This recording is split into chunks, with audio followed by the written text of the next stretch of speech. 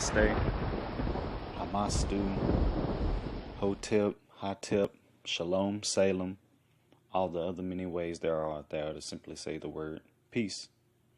Begin all thoughts and all actions by using the all. First of all praise is due to the Most High God. No individual should ever undergo any great or important undertaking without first invoking or provoking the blessing from their own Supreme Being. With that being said, welcome back everyone to our latest episode and transmission of Introduction into Studying with the Trefoil Social Club. Everyone who has watched the previous episode knows that we begin every show with a little music, so let's get right into it, you all.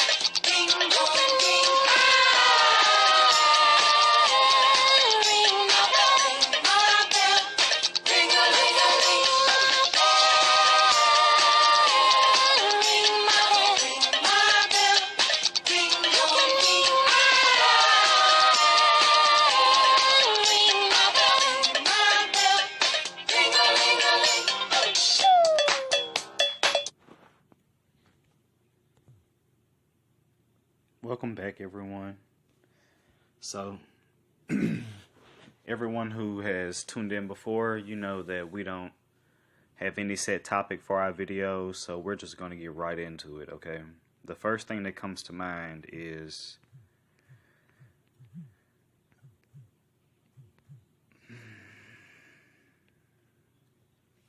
let's see what this is. National Advisory Committee for Aeronautics. The National Advisory Committee for Aeronautics was a U.S. federal agency founded on March 3, 1915, to undertake, promote, and institutionalize aeronautical research. Founder Woodrow Wilson. Ceased operations October 1st, 1958. It was headquartered Washington, D.C. Its superseding agency was NASA. Its jurisdiction was the United States. So let's have a look-see.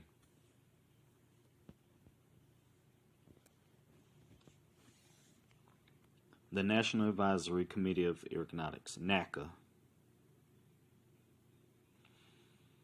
On October 1st, 1958, the agency was dissolved and its assets and personnel transferred to the newly created National Aeronautics and Space Administration, NASA.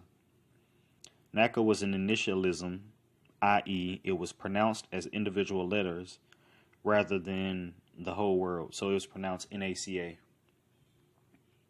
Sort of like how you say the word NAACP or NFL or etc., etc.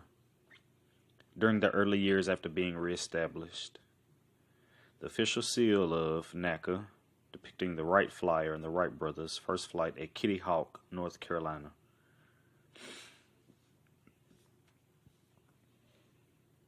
One thing I want to point out before we go anywhere further is that, according to what they just said, the first flight that ever took place was in the South and in the Bible Belt.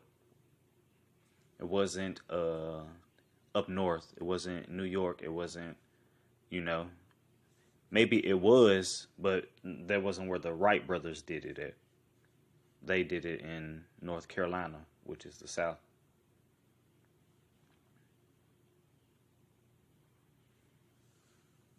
Among other advancements, NACA Research and Development produced the NACA duct, a type of air intake used in modern automotive applications, the NACE cowling, and several series of NACA airfoils which are still used in aircraft manufacturing.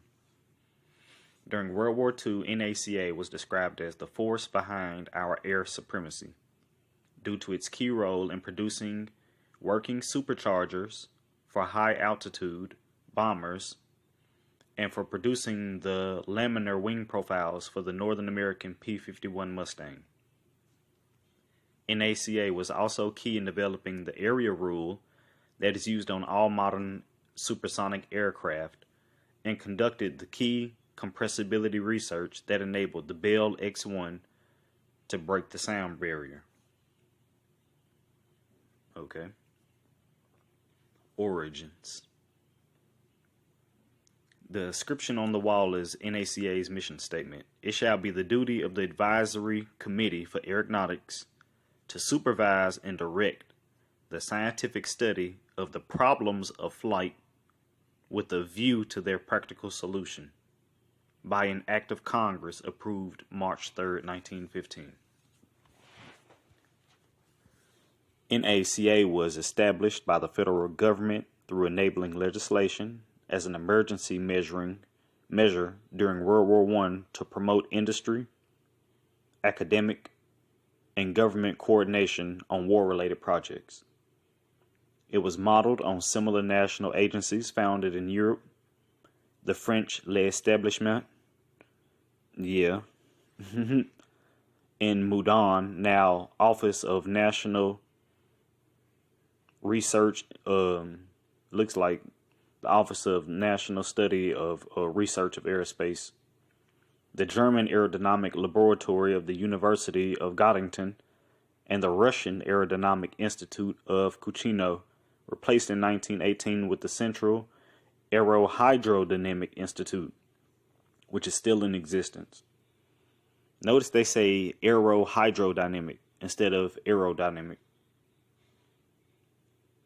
The most influential agency upon which the NACA was based was the British Advisory Committee for Aeronautics. Obviously, because they sharing basically this, the whole entire same words.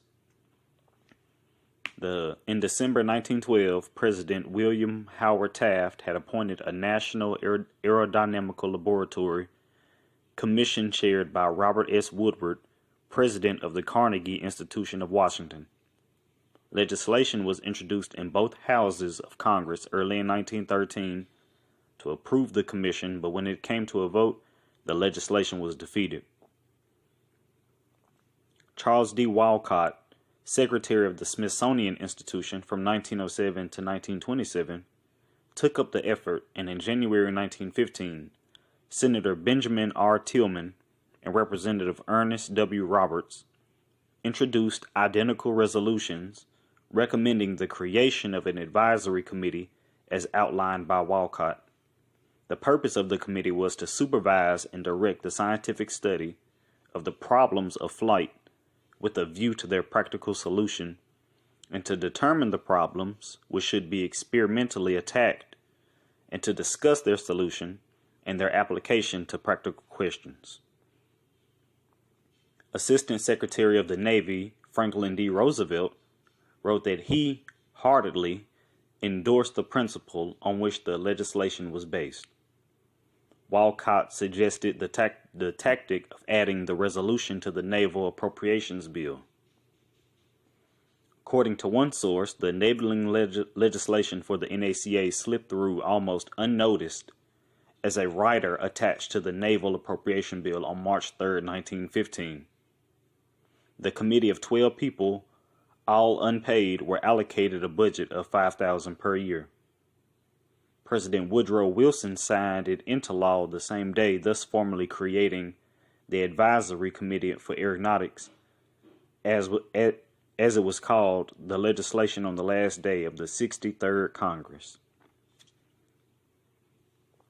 The Act of Congress creating NACA, approved March 3, 1915, reads, the same thing we've already read. Research. The NACA test force at the high-speed flight station in Edwards, California. The white aircraft is in the foreground is a Douglas skyrocket. So,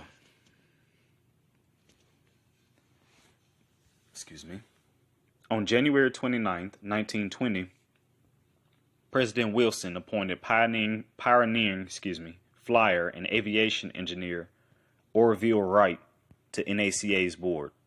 By the early 1920s, it had adopted a new and more ambitious mission to promote military and civilian aviation through applied research that looked beyond current needs. NACA researchers pursued this mission through the agency's impressive collection of in-house wind tunnels, engine test stands, and flight test facilities. Commercial and military clients were also permitted to use NACA facilities on a contract basis. Facilities: Langley Memorial Aeronautical Laboratory, which is in Hampton, Virginia; Ames Aeronautical Laboratory, Moffett Field; Aircraft Engine Research Laboratory, Lewis Research Center; Muroc Flight Test Unit, Edwards Air Force Base. In 1922, NACA had 100 employees. By 1938, it had 426. In addition to formal assignments, staff were encouraged to pursue unauthorized, in quotation, bootleg research, provided that it was not too exotic. The result was a long string of fundamental breakthroughs, including thin airfoil theory, NACA engine cowl, the NACA airfoil series, the area rule for supersonic aircraft. On the other hand, NACA's 1941 refusal to increase airspeed in their wind tunnels set Lockheed back a year in their quest to solve the problem of compressibility encountered at high-speed dives made by the Lockheed P-38 Lightning. So, one thing that we want to point out, because when we look something up, we're just encouraging people to look where we look, but don't stop there. Don't just stop where we stopped there. Oh, that was neat. That was nice. No, it's to, if this piques your interest, then we are encouraging you to, when you get here, to click on one of these blue things. You can click on any of these and be like, huh, what is this? I want to click on that. And be like, oh, okay. Well, what else was there? Look how many other things it is for you to click on. You don't know what the NACA duct is? Click on it and find out. You don't know what area rule is? Click on it and find out. That's what this is for. So don't just look exactly where we looking and be like, huh, yeah, I saw that too. Yeah, that was good. No, you need to be clicking and you need to be learning. We're sending you here because there's things here. We'll leave it at that. But it says here that all the breakthroughs that they had was when they encouraged their employees to start, bringing their ideas to work and start, writing their ideas down and start passing them up the chain of command. You get what I'm saying? That's how all of these breakthroughs happen.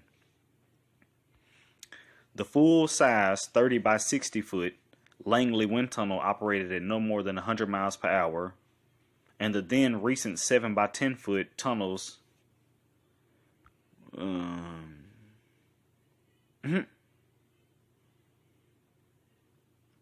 that's not really important. It's the wind tunnel. We're going to go supersonic research. The NACA scientific and engineering staff at the Ames Research Center in Mountain View, California, shortly before the dissolution of NACA and the formation of NASA. So, it's safe to say that this company, NACA, never dissolved. Energy is neither created nor destroyed. It's only transformed from one form into another. So, even though this business dissolved and then resolved as another business, you get what I'm saying? The mission stayed the same. So yeah, the business name changed, the ownership changed, the management changed, but the mission remained the same. Because none of these people were let off. They jobs were just merely transferred to a new department. So a lot of these corporations, never ever go away. They just dissolve one day, liquidate all their assets, and then in the morning resolve, start as another business, go to the auction and purchase all of the liquidated assets from the last corporation and continue their mission under a new corporate name.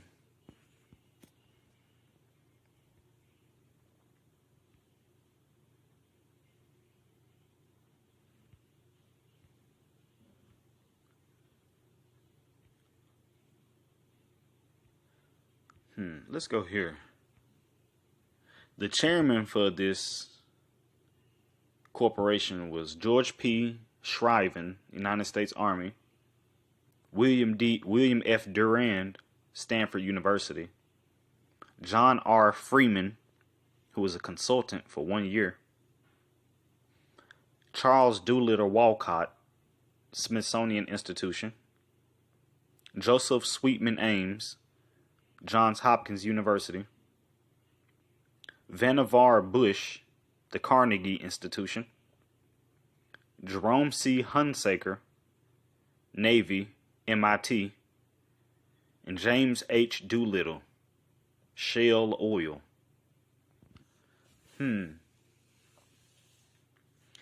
There's been a lot of movies coming out about Dr. Doolittle.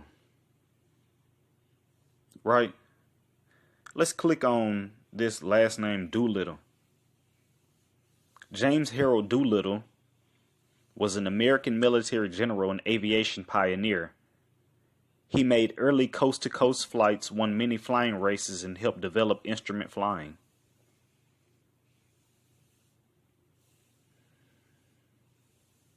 Battles, wars: Mexican border service, World War II, Pacific Theater, Doolittle Raid, Mediterranean Theater, European Theater, Pearl Harbor. Medal of Honor, Army Distinguished, Service Medal, Silver Star, Distinguished Flying Cross, Bronze Star Medal, Air Medal, Presidential Medal of Freedom. Other work: Shell Oil, VP Director of Space Technology Laboratories, Chairman. Y'all might want to look into this guy. Let's look at one more person on the chairman board. Because there was another name that looked familiar. This one. Bush. Vannevar Bush died June 28th. Was an American engineer, inventor, and science administrator who during World War II headed the U.S. Office of Scientific Research and Development, the OSRD, though which almost all wartime military R&D was carried out, including important developments in radar and the initiation and early administration of the Manhattan Project. He emphasized the importance of scientific research to national security and economic well-being, and was chiefly responsible for the movement that led to the creation of the National Science Foundation.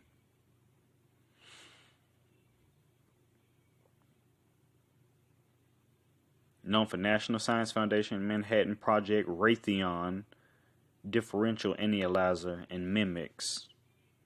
Edison Medal, Hoover Medal, Medal for Merit, IRI, John Fritz, John J.